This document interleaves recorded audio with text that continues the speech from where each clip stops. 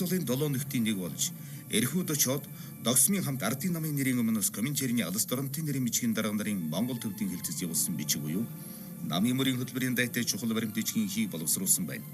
Эрхүү хотноо хувьсгалж ажиллаа хуваарлахад бодоо Догсмын хамт нутаг өсөж хүрээнд их нууц байгуулгын үйл ажиллагаа өдрөд хүүр хүлээсэн байна. Энэ үе хүртэл бодоо намын дотор хамгийн нөлөө өгөх хүн байлаа. Бодоо Догсмнаар эрхүүгээс нутаг өсөж нийслэл хүрээрүү нэвтрэх гэсэн боловч хувьсгалт байгууллагын олон нөхдөнд баривчлагдаж хавчилт мөрдөлт хүчтэй боллоо. Ийм учраас бодоо цагаантны дотор нь орж ажиллахаар шийдлээ. Ингээд тэр 1921 оны 3 дугаар сарын дунд хүртэл ардын намын амьдралаас хол хөндий явсан байна. Гэхдээ бодоо улс үндэснийхэн эрх ашигын төлөө бүхнийг ухаалаг холын бодолтой хийж байлаа. Бодоо 1921 оны 4 дугаар сард Хяг дотно босч ирлээ. Чингээ Чагдар живийн оронд ардын төр засгийн газрын ерөнхий сайдаар томилогдлоо.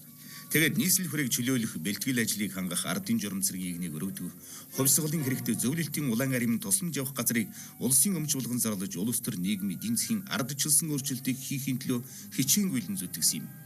Бодоогийн тэргүүлсэн засгийн газар ардын төр засгийн газар Хягт дэх хувьсгалын голомт газрыг өргөдөн бэхжүүлж 1921 оны 6 дугаар сарын 28-нд нийслэл хүрээг чөлөөлөх шийдвэр гаргалаа. Монгол ардын журам цэрэг зөвлөлтийн улаан армийн ангуудын хамт нийслэл хүрээг чөлөөлж үндэсний ардчилсан хувьсгалын ялалтыг авчирлаа. Ардын төр засгийн газрын дарга бодоо Монгол ардын хувьсгалт мэнтэй хорооны дарга Данзан, Жанжинсэх Баатар нар голын ногоон ордонд богд хаан бараалгаад шинэ байдал цаг тухайд нийлүүлэн сайжрах боловсрохыг хичээхэд эрх биш ардын эрхтэй засгийн газар байгуулвал зохиох ба богд хаан эзний хിവэр эрдэнийн суурин амзалж яамдын тамх хэргийг ардын засгийн газар шилжүүлэхийг айлтгахад богд хаан зарилын ёсоор болох хэмээн зөвшөөрчээ.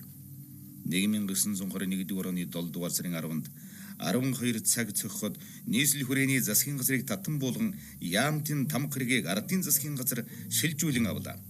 Ардын төр засгийн газрын дарга бодоо ихс ноёдод хандж хэлэхдээ бидний ардын төлөвчдөөс богд хаан болон олон лам ноёд та бүхний таалсан ёсоор их Орос улсаас тусламжийг олж гадаадын харгисыг сөнөөж газар орноо бүрэн бүтэн болгон авлаа.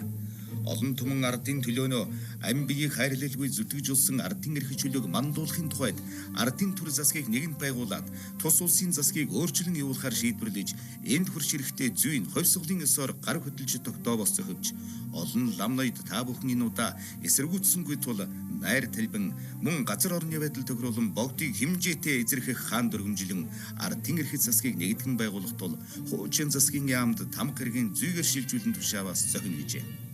Ардын байнгын засгийн газар байгуулж ерөнхий сайд бөгөөд гадаад яамны тэргүүн сайдаар бодоог томилсон байна.